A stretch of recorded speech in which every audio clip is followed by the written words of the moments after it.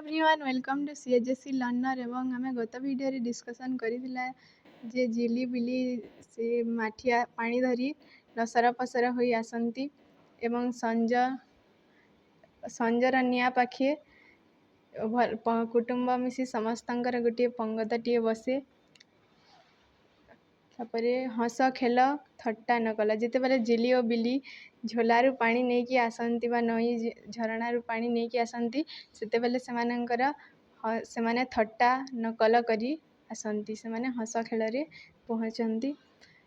शुक्रुजानी कानरू दरपोड़ा फिंका खंडीए टाणी नहीं निया लगाए एवं शुक्रुजानी कण करे ना ता कानरे गोटे फिका जहाँ धुआं पत्र गोटे पिंका बनाई थाए एवं ताकू से कानरे रखी थाए एवं जितेबेले से निया सम्मुखरे बसी थाए सेतेबेले से कानरू दरपोड़ा पिका खंडीए टाणी निए बा अधा से व्यवहार करिथिबा फिका ताकू निया लगाए एवं धुआं पिउ पिउ पी जाए संजर शांति एवं से धुआं पिउ पिउ कण हुए ना संज ही राति हो जाए खोला आकाशर शांति सब से कौन करे एटा मारे क्वेश्चन रे पड़े।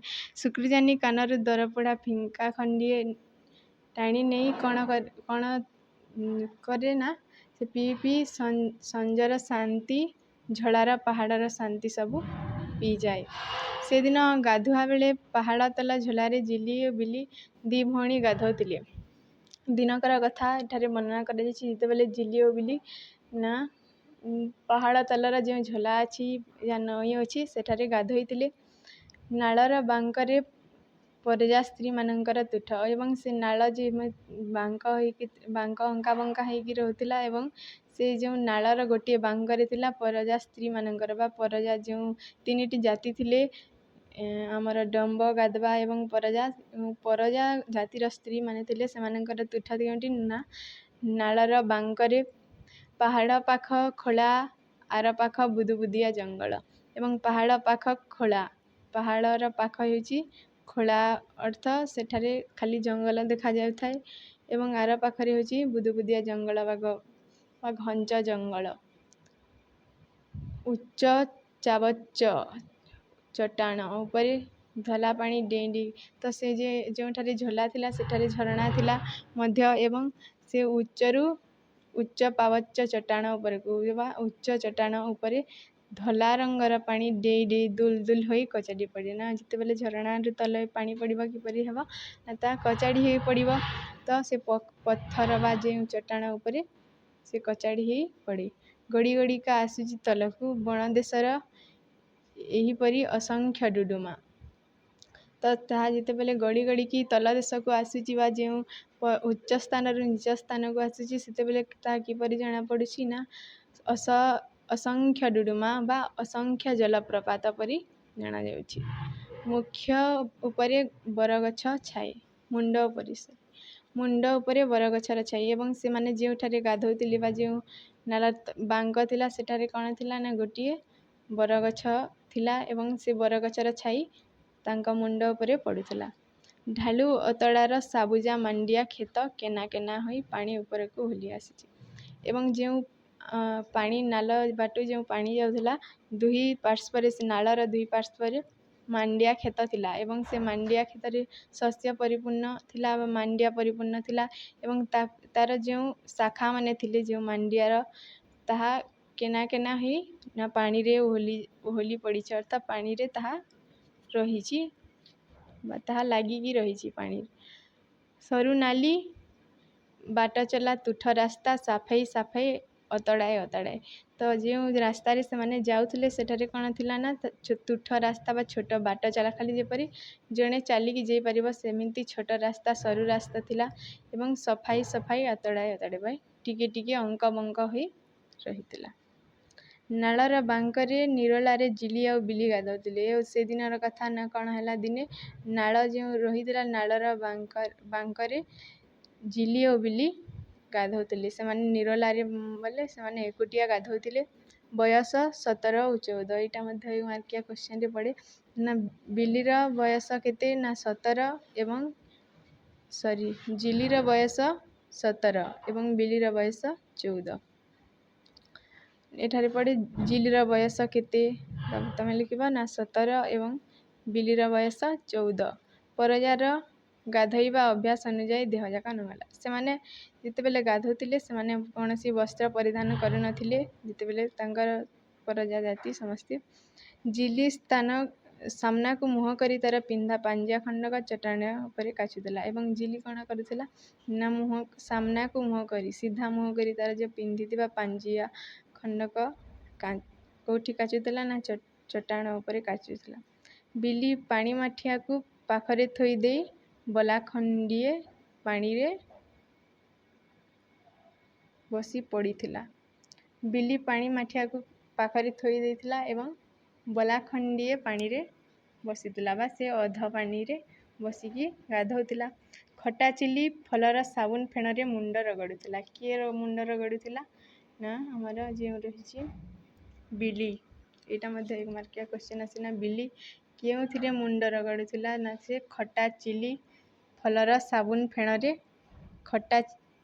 ଖଟା ଚିଲି ଫଲର ସାବୁନ ଫେଣରେ ମୁଣ୍ଡ ରଗଡ଼ୁଥିଲା। ବେଲେ ବେଲେ ପାଣିର ମୁଣ୍ଡକୁ ମାଡ଼ି ଦେଇ 2 ହାତରେ ପାଣି ଛପଲ ଛପଲ କରୁଥିଲା। ଏବଂ ସେ କ'ଣ କରୁଥିଲା ନା ପାଣିକୁ ପୁଣି ମୁଣ୍ଡରେ ଦେଇ ଦେଉଥିଲା ଏବଂ 2 ହାତରେ ପାଣି ଛପଲ ଛପଲ କରୁଥିଲା ବା ଚବର ଚବର କରୁଥିଲା। ସେତିକି ବେଳେ ଝୋଲା ସେକର ଢିପ ଉପରେ ଭାର କାଉଡ଼ି। ଏବଂ ଠିକ୍ ସେହି ସମୟରେ ଝୋଲାର ଯେଉଁ ଉପର ଭାଗରେ ଯେଉଁଠାରେ ଜିଲି ଓ ବିଲି ଗାଧୋଉଥିଲେ ତାର ଯେଉଁ ଝୋଲା ଥିଲା ତାର ସେ ପାଖରେ ବା ତା ସାମ୍ନାରେ ଗୋଟିଏ କାଉରି ବୋହି କପାଳରେ ଧାନ ପୋଛି ଚାଲି ପରଜା ଯୋଡ଼ିଏ ସିଧା ଆଖିରେ। ତ ସେଠାରେ ନା ଗୋଟେ ପରଜା ଲୋକ କ'ଣ କରିଥିଲେ ନା କାଉଡ଼ି ବା ବାହୁଙ୍ଗା ବୋହି ସେ କାଉଡ଼ି ବୋହି କପାଳରେ ଝାଲ ପୋଛି ପୋଛି ତା ପରିଶ୍ରମ କରୁଥିବାରୁ ଝାଲ ବାହାରୁଥିଲା ଏବଂ ସେ ଝାଲ ପୋଛି ପୋଛି ଚାଲୁଥାଏ ସିଧା ସିଧା। କିନ୍ତୁ ତା ଆଖି କେମିତି ଥାଏ ନା ସିଧା ଆଖିରେ ସେ ସିଧା ସିଧା ଦେଖି ଚାଲୁଥାଏ। ତଲେ ତଲେ ଝୋଲା କୂଳେ କୂଳେ ଉଣ୍ଡି ଉଣ୍ଡିକା କୋଲି ଗଛର ଗହଳ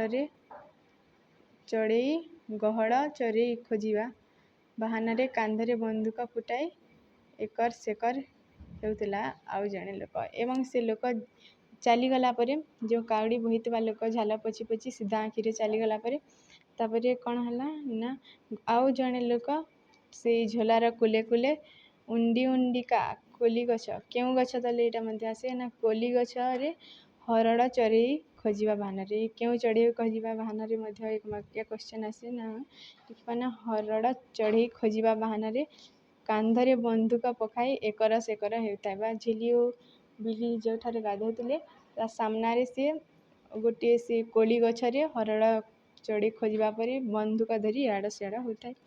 ସେ ସଭ୍ୟ ଜଗତର ଲୋକ କାରଣ ସେ ପାଞ୍ଜିଆ ପିନ୍ଧିଥିଲା। ସେ ହେଉଛି ସଭ୍ୟ ଜଗତର ବା ସେ ହେଉଛି ଗୋଟିଏ ମଡ଼ର୍ଣ୍ଣ ସମାଜର ଯିଏ ରହୁଛି ସେ ବା ସେ ଆଦିବାସୀ ସମ୍ପ୍ରଦାୟର ନ ହେଇଥାଇପାରେ ସଭ୍ୟ ଜଗତର ଲୋକ। ଏବଂ ସେ ଜଙ୍ଘିଆ ପିନ୍ଧିଥିଲା ଅଧା କାମିଜ ପିନ୍ଧିଥିଲା ଏବଂ ସେ କାମିଜ ମଧ୍ୟ ପିନ୍ଧିଥିଲା ଏଇ ଅଧା ନଙ୍ଗୁଳି ଦେଶରେ। ଏବଂ ସେଠାରେ କେହି ପିନ୍ଧନ୍ତି ନାହିଁ ବସ୍ତ୍ର କିନ୍ତୁ ସେ ଯେଉଁ ସଭ୍ୟ ଜଗତର ଲୋକ ଥିଲା ସେ ଜଙ୍ଘିଆ ପିନ୍ଧିଥିଲା ଏବଂ କାମିଜ ପିନ୍ଧିଥିଲା। ସେ ଅଧିକାରୀ ହାକିମ କାରଣ ସେ ବଣ ଗାରଡ଼। ତ ଯେଉଁ ଲୋକଟି ସେ ହରଡ଼ ଚଢ଼େଇ ଖୋଜିବା ବାହାନାରେ ବନ୍ଧୁକ ଧରି ଇଆଡ଼େ ସେ ପାଖେ ହେଉଥିଲା ସେ ଲୋକ ହେଉଛି ହାକିମ ବା ଅଧିକାରୀ ସେ ଜଙ୍ଗଲର ହାକିମ। ଏବଂ ସେ ହେଉଛି ବଣ ଗାରଡ଼ ସେ ବଣ ଯୋଗୀ ବା ବଣ ଗାରଡ଼ ଏଠାରେ କୁହାଯାଇଛି ବା ଜଙ୍ଗଲ ଜମାନ ବା ଚପରାସୀ। ଆଉ ସେ ଜଙ୍ଗଲ ଯୋଗୀ ତାର କାମ ବଣ ଜଗିବା। ସେ ଏଇଟା ମଧ୍ୟ କ୍ୱେଶ୍ଚିନ୍ ଆସେ ଯେ ଅଧିକାରୀ ବା ହାକିମର କାମ କ'ଣ ବା ବଣ ଗାରଡ଼ର କାମ କ'ଣ ତ ତାର କାମ ହେଲା ବଣ ଜଗିବା କିଏ ବଣ ହାଣି ପକାଉଛି ନିଘା କରିବା ବା କିଏ ଗଛ କାଟୁଛି ତାହା ନିଘା କରାଇବା ବା ତାହା ଦେଖିବା କିଏ ଗଛ କାଟୁଛନ୍ତି ନା ନାହିଁ। ଧରପକଡ଼ ପଡ଼ିଥିଲା ଗୋଟିଏ ଗଛକୁ ଉଣ୍ଡିବା ବାହାନାରେ କେତେବେଳୁ ସେ ଏପାଖ ପାଣିକୁ ଚାହୁଁଥିଲା ଏବଂ ସେ ଗୋଟିଏ ଗଛ ସେ ଯେଉଁ କୋଲି ଗଛକୁ ଚାହିଁବା ଯେ ହରଡ଼ ପକ୍ଷୀ ଚଢ଼େଇର ଖୋଜିବା ବାହାନାରେ ସେ ଝିଲି ଓ ବିଲି ଗାଧୋଉଥିବା ସ୍ଥାନକୁ ଅନାଉଥିଲା କେତେବେଳୁ ପାଣିକୁ ଚାହୁଁଥିଲା। ହଠାତ୍ ଦୃଷ୍ଟି ପଡ଼ିଗଲା ଝିଲିର। କାହାର ଦୃଷ୍ଟି ପଡ଼ିଲା ନା ଝିଲିର ଦୃଷ୍ଟି ପଡ଼ିଲା। ଦୁଇ ଭଉଣୀ କାଳିକା ହୋଇ ଉଠିଗଲେ। ଦୁଇ ଭଉଣୀ ହଠାତ୍ ଉଠିଗଲେ। ଝିଲି ତାର କାଚିବା ଲୁଗା ବଢ଼େଇ ହୋଇ ପଡ଼ିଲା ଏବଂ ଝିଲି ତା ଯେଉଁ କାଚିଥିବା ଲୁଗାକୁ ସେ ପରିଧାନ କରିଦେଲା। ବିଲି ଭଉଣୀ ପଛଆଡ଼େ ଲୁଚିଯାଇ ଇଆଡ଼କୁ ସିଆଡ଼େ ଚାହିଁ ପଛେଇ ପଛେଇ ହାତ ବଢ଼ାଇଲା ଗଛ ସିଆରକୁ ଏବଂ ଝିଲି ତାର କାଚୁଥିବା ଲୁଗା ପରିଧାନ କରିସାରିଲା ପରେ ବିଲି କ'ଣ କଲା ନା ଝିଲିର ପଛରେ ଲୁଚିଗଲା ଏବଂ ଧୀରେ ଧୀରେ ସେ ପଛ ଘୁଞ୍ଚା ଦେଇ ସେ ଯେଉଁ ବରଗଛ ସିଂହରେ ତାର ଯେଉଁ ଲୁଗା ଖଣ୍ଡକ ନାଲି ଲୁଗାକୁ ରଖିଥିଲା ତ ସେ ପଛ ଘୁଞ୍ଚା ମାରି ମାରି ବରଗଛ ସେଠୁ ତାର ନାଲି ଲୁଗା ଖଣ୍ଡକ ପବନରୁ ଯେଉଁ ଦୋହଲୁଥିଲା ତାକୁ ଆଣିବାକୁ ଚେଷ୍ଟା କଲା। ହସରେ ହସରେ ଝୋଲାରୁ ପାଣି ଛଲଛଲେଇ ଉଠିଲା ଏବଂ ସେ ଯେଉଁ ଜଙ୍ଗଲ ଜମାନ୍ ଥିଲା ସେ କେତେ ଜୋରରେ ହସିଲା ଯେ ତାହା ଝୋଲା ସମଗ୍ର ପୁରା ପ୍ରକମ୍ପିତ ହୋଇ ଉଠିଲା ବା ପାଣି ଛଲେଇ ଛଲେଇ ଉଠିଲା। ଜମାନ୍ ହସି ହସି ଛପିଗଲା ବୁଦା ଗୁହାଳରେ ଏବଂ ଯେଉଁ ଜଙ୍ଗଲ ଜମାନ୍ ଥିଲା ସେ ହସି ହସି କୋଉଠି ଛପିଗଲା ନା ଯେଉଁ ବୁଦା ଗୁହାଳରେ ଥିଲା ସେଠାରେ ଲୁଚିଗଲା। ତରତର କରି ଗାଧୁଆ ଶେଷ କରି ଓଦା ଲୁଗା ଫଡ଼ ଫଡ଼ କରି ଦି ଭଉଣୀ ମାଠିଆ କାଖରେ ଦୋହଲିକା ଉଠିଗଲେ ଏବଂ ତରତର କରି ସେମାନେ ଗାଧୋଇବା ଶେଷ କଲେ ଏବଂ ତାଙ୍କର ଓଦା ଲୁଗାକୁ ପରିଧାନ କରି ସେମାନେ ଦୁଇ ଭଉଣୀ ମାଠିଆରେ ପାଣି କାଖେଇ ସେମାନେ ଦୋହଲିକା ବା ଶୀଘ୍ର ଭାବରେ ପାହାଡ଼ ଢାଲୁରୁ ଢାଲୁ ଅଦୃଶ୍ୟ ହେବାରେ ଜଙ୍ଗଲ ଯାଏ ଏବଂ ସେମାନେ ଧୀରେ ଧୀରେ ପାହାଡ଼ର ଏ ଢାଲୁରୁ ସେ ଢାଲୁ ଏମିତି ଯାଇ ସେମାନେ ଘରକୁ ଯିବାକୁ ଲାଗିଲେ। ତ ଜଙ୍ଗଲ ଜମାନ୍ ସେତେ ସମୟ ଯେତେ ପର୍ଯ୍ୟନ୍ତ ସେମାନେ ଦିଶୁଥିଲେ ବା ଦୃଶ୍ୟମାନ ହେଉଥିଲେ ସେତେ ପର୍ଯ୍ୟନ୍ତ ସେ ଚାହିଁ ରହିଥିଲା ନାକ ଫୁଲେଇ ଏବଂ ସେ ତାର ରାଗରେ ନାକ ଫୁଲାଇ ଦେଇଥିଲା। ଜଙ୍ଗଲ ଜମାନ୍ ଆଖିରେ ନିଆଁ ଜାଳି ଉଠୁପଡ଼ ଛାତି ଏକା ଜାଗାରେ ଠିଆ ହୋଇ ଚାହିଁ ରହିଲା ଏବଂ ଜଙ୍ଗଲ ଜମାନ୍ ରାଗରେ ତାର ନାକକୁ ଫୁଲାଇ ଦେଲା। ଆଖିରେ ନିଆଁ ଜଳୁଥାଏ, ଏତେ ବଡ଼ ବଡ଼ ଆଖି, ସେ ରାଗରେ ନିଆଁ ଜଳିଲା ପରି ଦେଖାଯାଉଥାଏ ଏବଂ ତାର ଛାତି ଧଡ଼ପଡ଼ ହୋଇ ଗୋଟିଏ ଜାଗାରେ ଠିଆ ହେଇକି ସେ ଝିଲି ବିଲିଙ୍କୁ ଚାହିଁଲା ବା ଅନେଇ ରହିଲା। ତାପରେ ସିଟି ମାରି ମାରି ବୁଲାଣି ବାଟରେ ଧୀରେ ଧୀରେ ସେ ଗାଁ ଆଡ଼କୁ ପଶିଗଲା। ତାପରେ ସେ ଜଙ୍ଗଲ ଜମାନ୍ ଜଙ୍ଗଲ ଯେତେବେଳେ ଜଗନ୍ତି ସେମାନେ କ'ଣ ରଖନ୍ତି ନା ଗୋଟେ ସିଟି ରଖନ୍ତି। ଠିକ୍ ସେହିପରି ସେ ମଧ୍ୟ ଗୋଟେ ସିଟି ରଖିଥିଲା ଏବଂ ତାକୁ ବୁଲାଣି ବାଟରେ ଧୀରେ ଧୀରେ ସେ ଗାଁ ଆଡ଼କୁ ଚାଲିଲା ସିଟି ମାରି ମାରି। ହରଡ଼ ଚଢ଼େଇ ଲୁଚି ସାରିଥିଲି, ପାଗ ବିଗିଡ଼ିଗଲା, କାନ୍ଧରେ ବନ୍ଧୁକର ବୋଝ ଭାରି। ହରଡ଼ ଚଢ଼େଇମାନେ ଯେଉଁ ଖୋଜୁଥିଲା ସେମାନେ ମଧ୍ୟ ସବୁ ଲୁଚି ସାରିଥିଲେ ଏବଂ ପାଗ ବିଗିଡ଼ିଗଲା।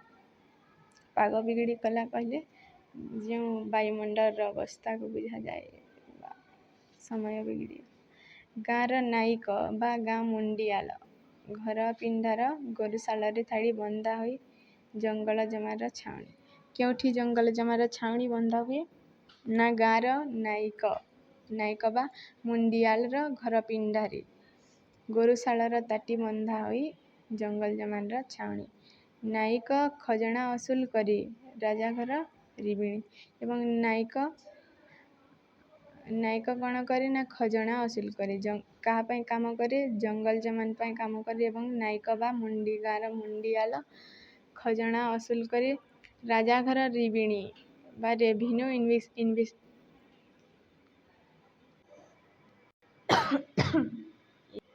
ତ ଜଙ୍ଗଲ ଜମାନ୍ ଝିଲି ବିଲିକୁ କେବେରି ଚାହେଁ ନା ନିଆଁ ଜଳି ଉଠି ପଡ଼ିଥିବା ଆଖିରେ ତାର ଛାତିରେ ଏକା ଜାଗାକେ ଠିଆ ହୋଇ ଚାହିଁ ରହିଥାଏ। ସିଟି ମାରି ମାରି ସେ ଗାଁକୁ ପହଞ୍ଚିଛି ଏବଂ ଗାଁର ନାଇକର ପିଣ୍ଡାରେ ତାର ଯେଉଁ ଛାଉଣି ବସେ